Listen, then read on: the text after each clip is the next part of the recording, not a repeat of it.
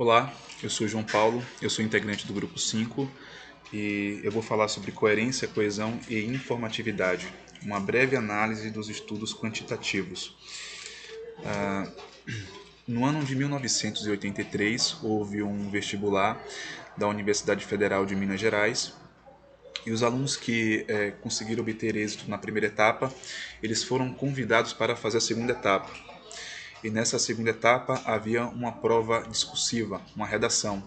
E esses dados dessa tabela são referentes às infrações cometidas pelos alunos na hora da produção textual. Eles não observaram é, o, os três fatores, coerência, coesão e informatividade, que são muito importantes na hora da elaboração de uma redação. A informatividade, ela pode ser conceituada como o conhecimento de mundo do candidato, aquelas informações que ele traz consigo e que ele vai inserir na hora da produção textual.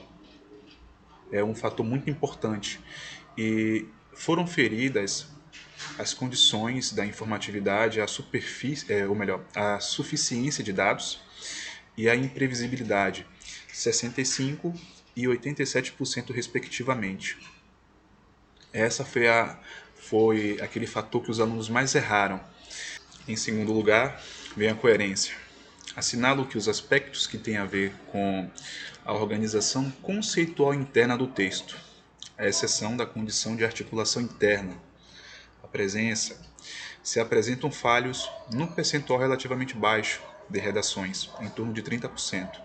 Já as condições de não contradição externa e de pertinência da articulação estabelecida se mostraram problemáticas em mais da metade dos textos. A coesão, que diz respeito à estruturação das frases, parágrafos e, enfim, do texto, foi o fator que se apresentou deficiente no percentual menor das redações. O emprego dos recursos linguísticos que denotam a progressão, a estruturação de frases e parágrafos em função das relações entre dado e novo e entre tópico e comentário, o uso de mecanismos de criação de foco se mostrou inadequado no percentual, pouco significativo de redações, apenas 12%. Os mecanismos de junção e os articuladores do discurso, que servem à inter-relação das ideias do texto, foram mal empregados em 36% das redações. O alto nível de redações com problemas quanto à condição de não contradição, 51%, se explica em função do grande número de falhas na área do léxico-semântica.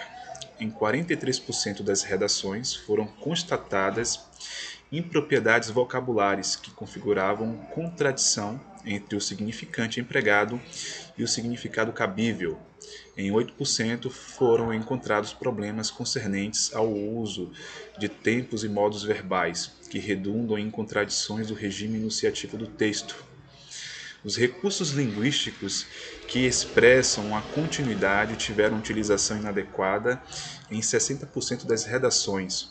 Esse percentual, em desacordo com os 32% de redações afetadas por problemas de continuidade no plano da coerência, exige um esclarecimento. Esse desacordo significa que, em muitos casos, a retomada de elementos eram feitas sem problemas no plano conceitual, mas se apresentava mal expressada na superfície do texto. Era possível perceber com nitidez que os elementos estavam sendo retomados, a retomada era pertinente, mas não havia, por exemplo, a concordância entre o pronome e o antecedente, ou entre o verbo e o sujeito elíptico. Os pronomes anafóricos e a elipse, aliás, foram os mecanismos de expressão da continuidade que apareceram mal empregados com maior frequência no corpus. E todas essas informações ela pode ser sintetizada pela segunda tabela, por essa segunda tabela.